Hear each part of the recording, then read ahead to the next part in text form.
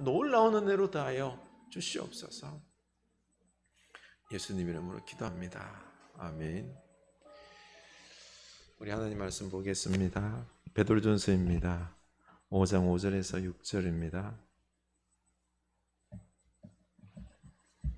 베드로전서 5장 5절에서 6절입니다.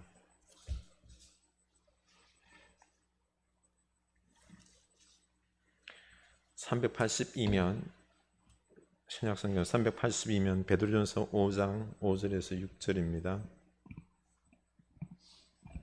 우리 한 목소리 읽겠습니다. 젊은 자들아, 이와 같이 장로들에게 순종하고 다 서로 겸손으로 허리를 동이라. 하나님은 교만한 자를 대적하시되 겸손한 자들에게는 은혜를 주시느니라. 그러므로 하나님의 능하신 손 아래에서 겸손하라. 때가 되면 너희를 높이시리라. 아멘. 네.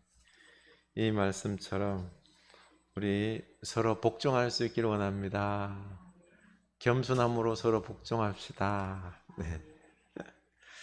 네.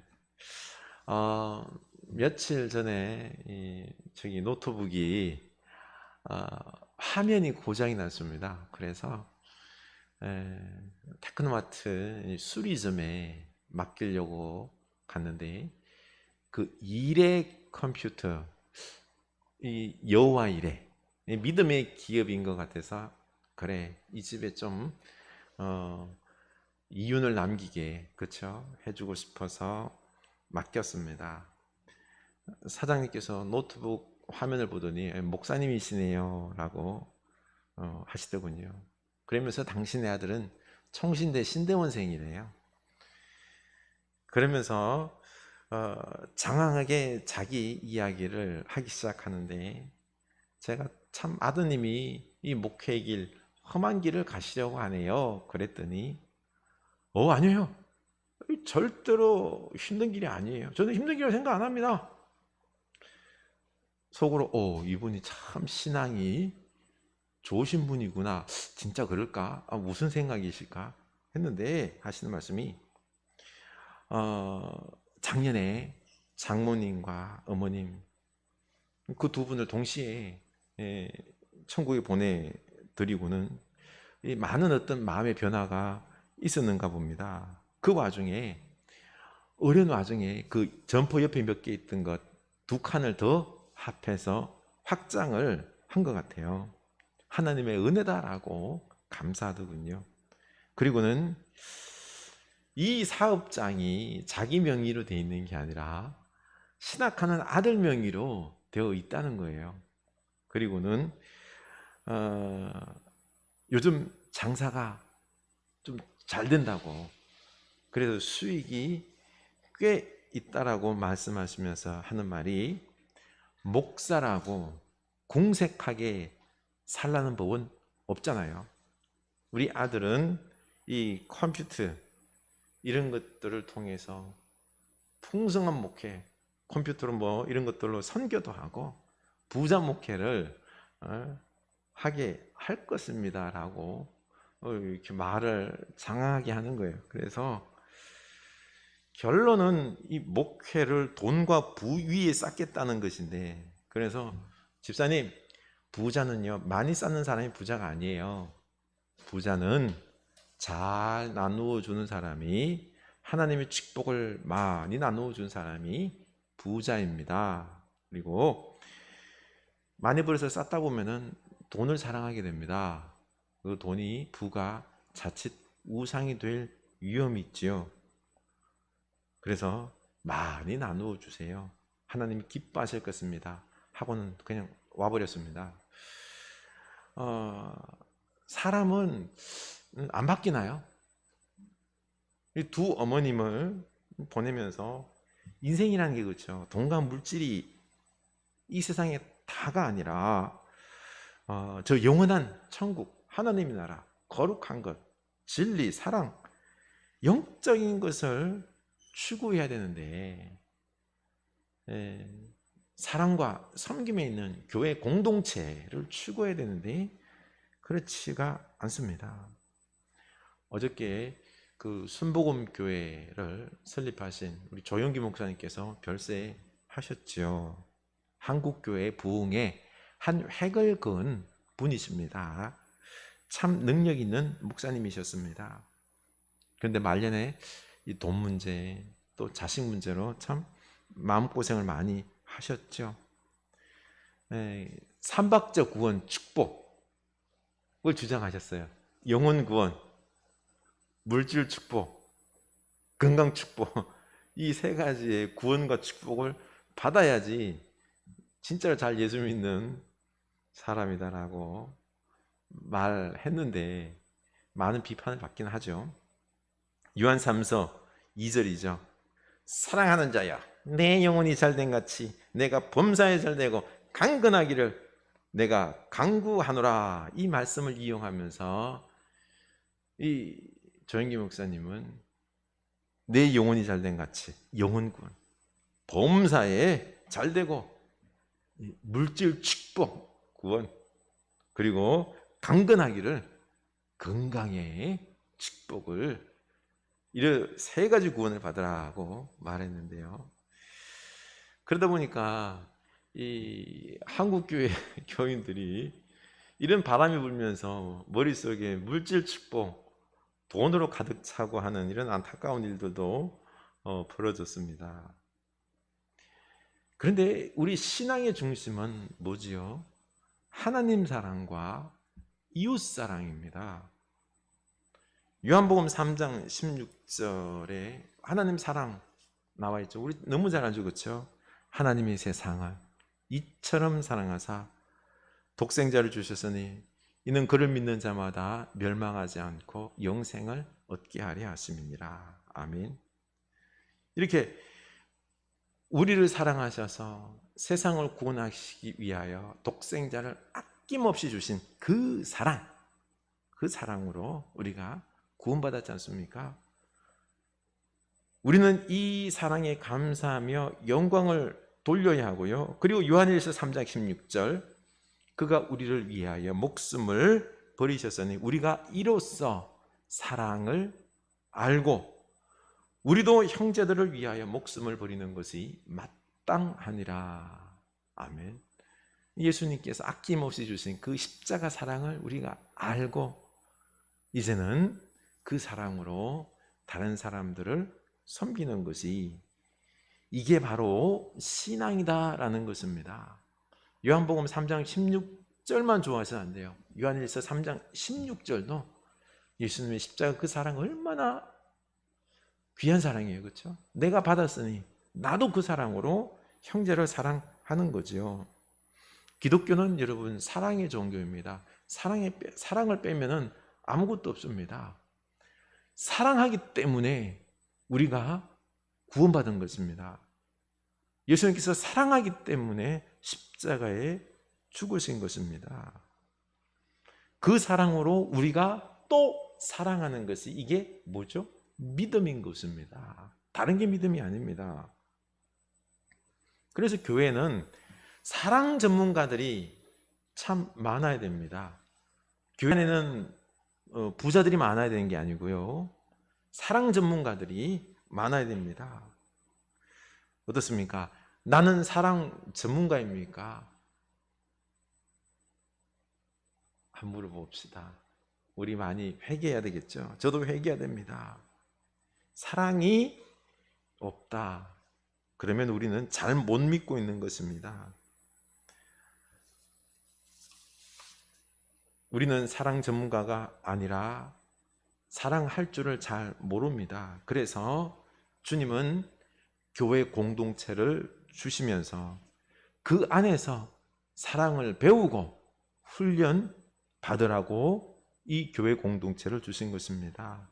사랑은 말이 아닙니다. 행동이죠. 자신의 목숨까지도 줄 수 있을 정도의 그 사랑으로 우리가 살아가야 되는 것입니다. 어제 우리는 갈라디아 6장을 아침에 묵상하면서 갈라디아 교회를 사랑의 공동체로 세우기 위하여 얼마나 사도 바울이 목회하며 노력했는지 모릅니다. 그들은 사랑하기보다는 어땠죠? 서로 정죄하며 공격하며 분열했습니다. 사도 바울은 사랑을 가르쳤던 거죠. 사도 바울이 개척했지만 갈라디아 교회가 한순간에 사랑이 넘치는 교회가 아니라 싸우는 교회가 되었습니다. 그래서 사랑으로 채워야 했던 거죠. 바울은 서로 사랑하며 서로의 짐을 지라고 가르칩니다. 형제의 아픔, 문제, 고난 이런 것들을 내 것이냐, 그렇죠? 갇혀 저주라는 것입니다. 이게 사랑입니다. 그리고 할례 받은 것이나 다른 것들을 자랑하지 말고, 그딴 것 자랑하지 말고, 돈 자랑하지 말고, 오직 십자가, 예수 그리스도의 십자가만을 자랑하라고. 그리고는 이제 자랑하고 싶으면은 내 몸에 있는 예수의 흔적. 바울은 예수님 지나가 핍박받았죠, 그렇죠? 핍박받은 상처, 이게 바로 예수님의 십자가의 상처랑 내 상처를 같이 보면서 이 예수 때문에 받은 상처를 자랑한 것입니다. 우리가 사랑하면서 희생당하면서 오해받으면서 하는 이런 것들이 예수님의 흔적입니다.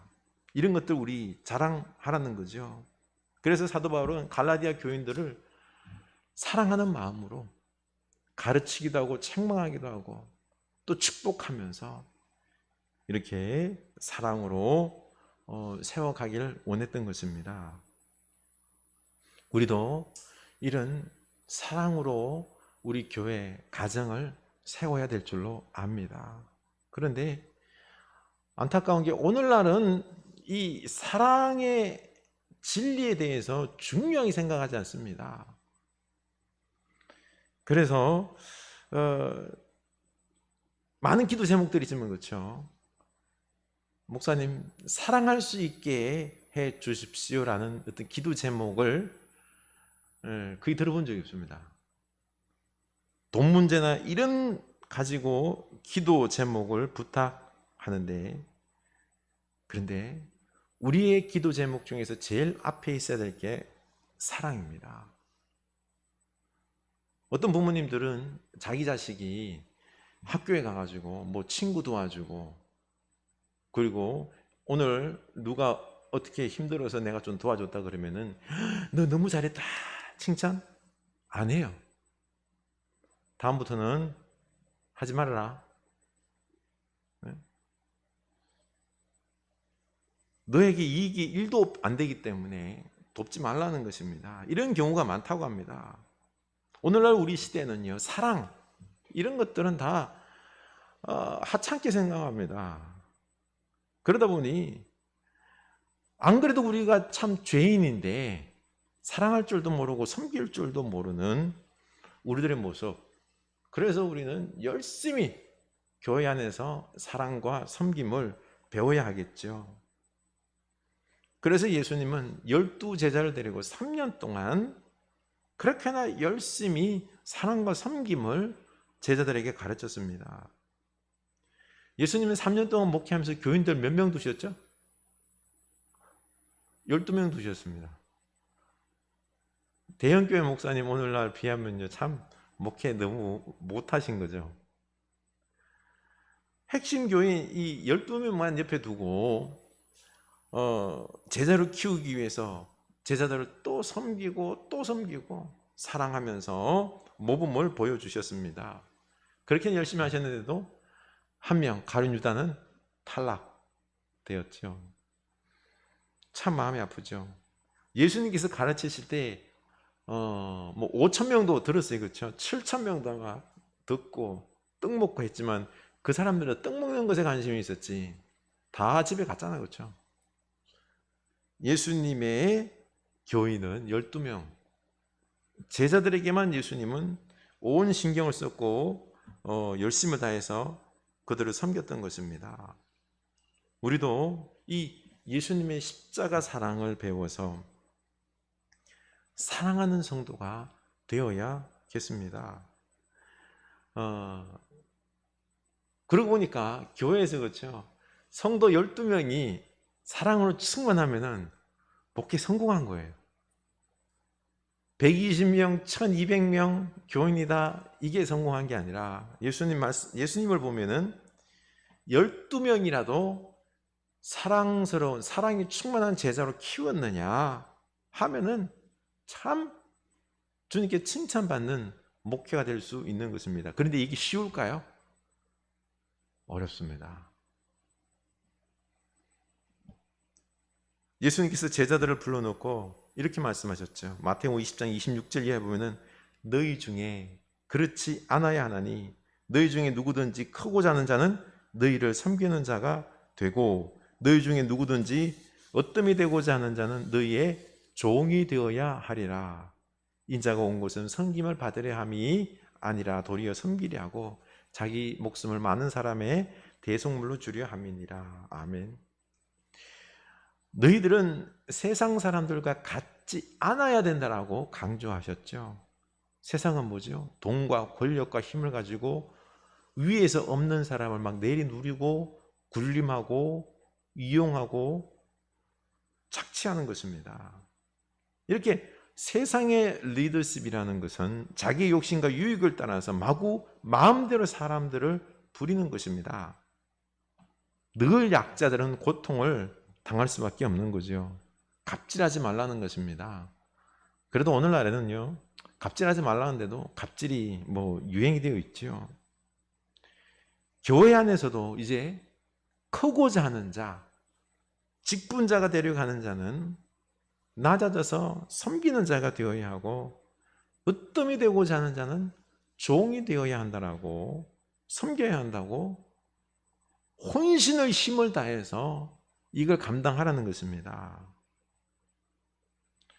세상의 소수의 집권자는 위에서 누르는 어떤 피라미드 구조지만요, 교회는 어때요? 큰 자가 제일 밑에 있습니다. 밑에서 온 교회를 섬기는 자가 바로 큰 자다라는 것입니다. 그래서 이제 이 말씀 이렇게 준비하면서 목회하면서 신앙생활하면서 우리 교회 빼고 참 이렇게 섬김에 본을 만한 분을 제가 한번 소개를 해 보고 싶어서 한번 막 찾아봤어요. 도저히 소개시켜 줄 만한 분들이 별로.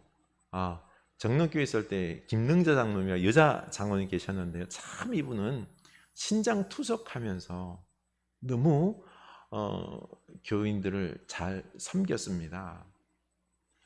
이 장로님들이 대부분 장로님들은 교회 안에서 섬기지를 않아요. 군림하지요. 명령하지요.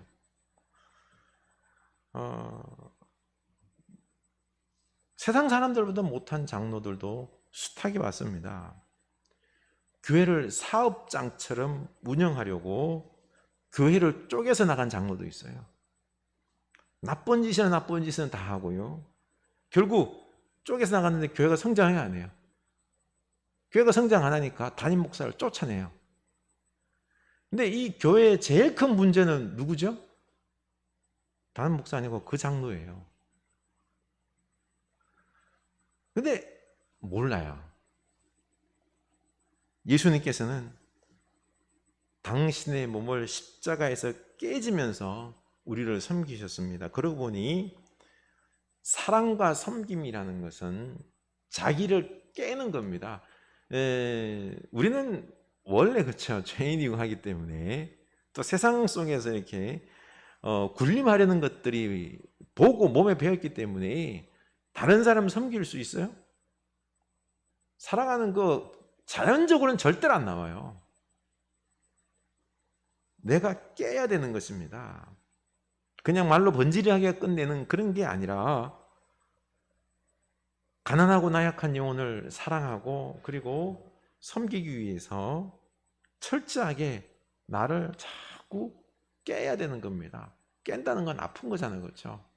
우리 나 자신을 깨면서 아프더라도 사랑할 수 있기를 원합니다. 이때 귀한 공동체가 됩니다. 교회 2000년 역사 속에서 교회가 교회는 수많은 순교자들을 배출했어요. 다른 종교는 이렇게나 순교자들 별로 없는데 유독 교회만은 순교자들이 많습니다. 순교할 때 교회가 아름다운 역할들을 세상에 감당했습니다. 저기 폭력의 종교 무슬림 보십시오. 지금 탈레반 여기저기서 사람들이 죽어나가고 있지요. 그리고 여성들을 얼마나 착취하는지 12살짜리 아이가 그 할아버지랑 조혼을 해요. 결혼을 합니다. 이런 일들이 지금 비일비재하는 거예요. 이거는 폭력적인 종교가 만든 불행인 것입니다. 우리 기독교도 예전에 십자군 전쟁 폭력으로 세상 많은 사람들을, 그 지역 유럽 사람들을 죽였습니다. 그래서 하나님은 종교 개혁을 일으켰던 것입니다. 우리도 예수를 쉽게 믿으려고 하지 말고 우리가 이 순교자의 마음으로, 나를 깨는 마음으로 사랑하며 섬길 때 생명을 살리는 우리 가정 공동체가 될 것입니다. 이 코로나 시대의 황폐함과 투기와 폭력과 성적으로 물러난 이 시대에 사랑과 섬김의 생명력이 절대적으로 필요합니다. 그래야지 우리 이 사회가 지금 새롭게 변화될 수 있습니다. 대통령이 지 아무리 돈 가지고요, 뭐 기본소득하면서 막 나눠주고 한다고 앞으로는 뭐 그렇게 될 겁니다. 되는데 이 교회가 사랑과 섬김의 이 아름다운 모습을 보여주지 아니하면요 불가능합니다. 우리 깨어나야 됩니다. 그래서 베드로전서 5장 5절에서 6절, 젊은 자들아 이와 같이 장로들에게 순종하고 다 서로 겸손으로 허리를 동이라. 하나님은 교만한 자를 대적하시되 겸손한 자들에게 은혜를 주시느니라. 그러므로 하나님이 능하신 손 아래에서 겸손하라. 때가 되면 너희를 높이시리라. 아멘. 섬기는 공동체가 되기 위해서는 서로 복종해야 됩니다. 이 복종이 쉽진 않아요. 그렇죠? 늘 보면 우리는 섬기려고 할 때는 이유가 있어요. 그 이유를 대면서 섬김을 거절하는데, 젊은 자들은 장로들의 어떤 영적 권위 앞에 복종할 줄 알 때 섬길 수 있습니다. 그런데 무조건 젊은 자들만 복종하느냐? 이건 아니에요. 또 먼저 장로님들이 모범을 보여줘야 되겠죠. 그렇죠? 권위를 보여줘야 됩니다. 자기를 희생하며 나눠주며 사랑함으로 그 권위를 보여줄 때 복종이 일어나는 거죠. 그러고 보니 오늘 말씀에서 복종의 삶의 열쇠는 바로 겸손입니다. 겸손. 교만하면은 상대방을 무시합니다. 나보다 더 모르는데, 내가 더 많이 하는데, 내가 더 능력이 있는데, 이렇게 생각하면은요, 그 사람 말에 복종합니까? 안 해요. 그렇습니다. 겸손할 때 복종할 수 있습니다. 우리 겸손합시다. 우리 겸손할 때 서로 복종하며 섬길 줄 아는 교회 공동체가 될 수 있는 것입니다. 우리가 교회 공동체 안에서 생활할 때 서로 사랑하고 섬김의 경험보다 어때요? 우리가 지금까지 교회 신앙생활 하면서 섬김 많이 받았나요? 아니면 상처를 많이 받았나요? 솔직하게 말해서 뭐 섬김 받기보다는 상처도 받고, 그렇죠? 이런 아픔의 경험들이 더 많지 않습니까? 사람들이 다 내 마음 같지가 않습니다. 별 의미 없이 한 행동도 상대방에는 상처가 됩니다. 오해가 쌓이고 결국에는 폭발하게 됩니다. 그래서 교회 안에서 섬김의 공동체, 서로 복종하기 위해서는 제일 밑바닥에 깔려 있어야 되는 게 용서하는 겁니다. 용서. 사랑해서 결혼한 부부지간도, 사랑하는 부자지간에도요, 부모 자식 간에도 10년, 20년 살다 보면서 우리 한번 생각해 보십시오. 숱한 오해와 갈등과 다툼이 있었지 않습니까? 그럴 때마다 우리는 싸웠지만 이 가정에서 뛰쳐나가지 않았잖아요. 그렇죠? 공동체의 깊은 사랑이 사실은 쌓일 여유가 없습니다. 맨날 갈등의 연속이었습니다. 그래서 공동체를 세우기 위해서는 가족도 그랬는데 이 갈등 가운데 속에서 싸움 가운데 속에서 서로 용서해주고 용납해야지 가능한 것입니다. 용서하는 게 어려워요. 그렇죠? 어려워요. 저기 아프리카, 콩고에 있는 아프리카 아이들에게 아이들 사랑하는 건 쉬워요. 왜냐하면은 그들의 고통을 생각하며 눈물을 흘리며 기도하며 성경은 보내는 거는 그렇죠. 그런데 내 옆에서 늘 나에게 안 좋은 소리 하면서 나랑 툭툭 부딪히는 그 식구들과 공동체 사랑한다는 게 진짜 어려운 것입니다. 그래서 가까이 있는 사람을 사랑하는 게 어렵습니다. 그래서 예수님도 제자의 숫자를 12명으로 제한했던 것입니다. 12명이 서로 섬기며 용서하며 세워주는 공동체가 되라는 것이죠. 베드로가 예수님께 묻죠. 내 형제가 자꾸 죄를 지으면 내가 몇 번이나 용서해 주어야 합니까? 아마 베드로를 괴롭힌 제자가 있었나 봐요. 가룟 유다 아니면은 의심하는 도마이지 않을까 생각하게 되는데요. 이때 몇 번 용서해야 될까요? 70번에서 7번, 490번? 끊임없이 용서하라는 거죠. 그렇죠? 불가능할 것 같죠? 490번, 90번 끊임없이 아니에요. 가만히 생각해 보니까 지금 이 말씀은요. 가정 안에서 공동체 안에서 우리 같이 살아가는 사람 안에서 이루어지는 일들, 벌어지는 일들이에요. 그렇죠? 우리 자녀들과 관계 속에서 걔네들 우리가 몇 번 용서해 줬죠? 수백 번, 수천 번 용서해 줬지 않아요? 계속 용서했잖아요. 그렇죠? 용서할 수 있어요.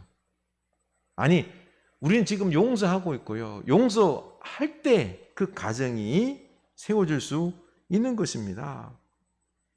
못된 짓에도 걔가 용서 빌면은 사랑해주고 용서해주고 안아주고 그렇게 해서 자식과의 관계를 유지하면서 가정을 이루어 왔던 건 아니에요. 그렇죠? 맞아요. 우리는 이 예수님 말씀 우리는 자꾸 밀어내요. 490번 어떻게 용서해? 그냥 안 들려고 하는데 아니, 용서할 수 있습니다.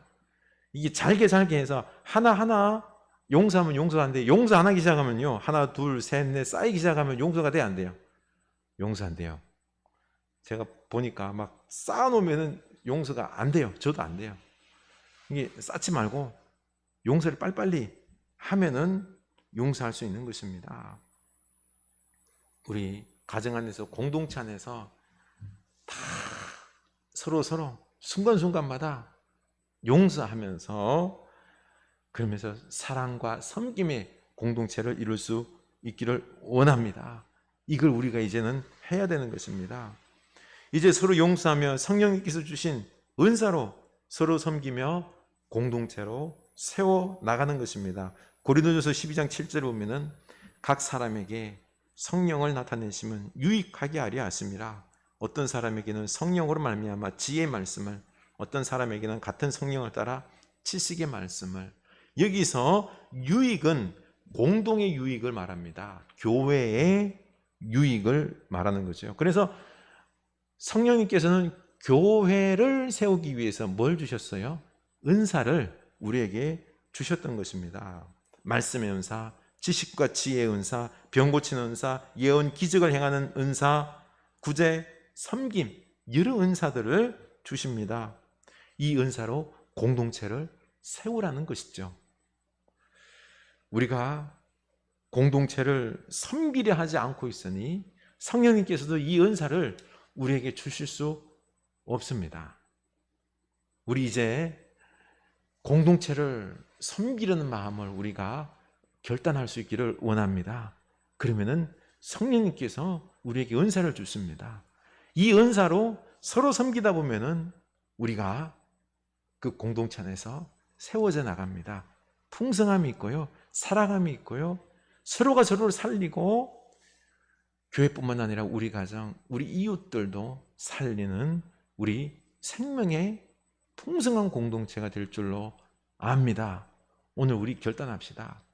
내 몸을 깨트려는 이 심정으로, 사랑으로, 용서함으로, 섬김으로, 주께서 주신 은사로 이렇게 서로 공동체를 섬기면서 살리고, 나도 살고 너도 살고 이 지역을 살리는 주께서 기뻐하시는 공동체 이루겠습니다. 우리 오늘 결단할 수 있기를 주님의 이름으로 축복합니다. 우리 찬양합시다.